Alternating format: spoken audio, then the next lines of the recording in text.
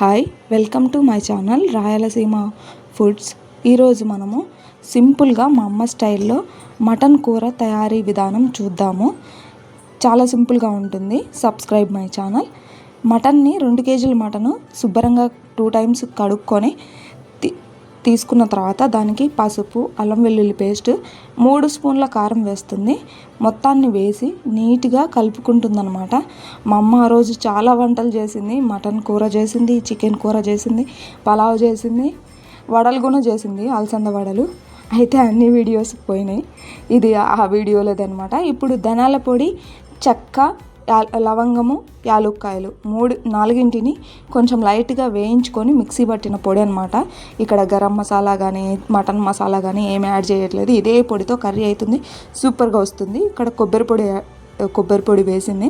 మొత్తాన్ని ఒకసారి మళ్ళీ కలుపుకొని ఒక 5 నిమిషాలు పక్కకు పెట్టుకోండి. మా అమ్మ ఈ కూరను కూడా కుక్కర్లో చేస్తుంది అనమాట.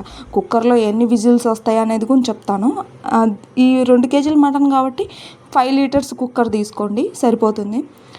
మనం కుక్కర్లో ఆయిల్ వేసుకొని ఆనియన్స్ కట్ చేసి పక్కకు ఉంచుకోండి. దీంతో టమాటాలు కూడా పడతాయి. 3 టమాటాలు అయితే సరిపోతాయి. ఎర్ర టమాటాలు 3 తీసుకొని కట్ చేసి పక్కకు పెట్టుకోండి.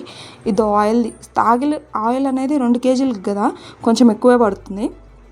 ఆయిల్లో టమాటాలు, ఆనియన్స్, కొంచెం కొత్తిమీర వేసి బాగా మగ్గిన తర్వాత మనం ఇందాక కలిపి పెట్టుకున్నటువంటి మటన్ మొత్తం మసాలాలు కలిపి పెట్టాం కదా, ఆ మటన్ వేసుకొని బాగా కొద్దిసేపు, అంటే కుక్కర్ మూత పెట్టుకోకుండా కొద్దిసేపు మగ్గనివ్వాలి.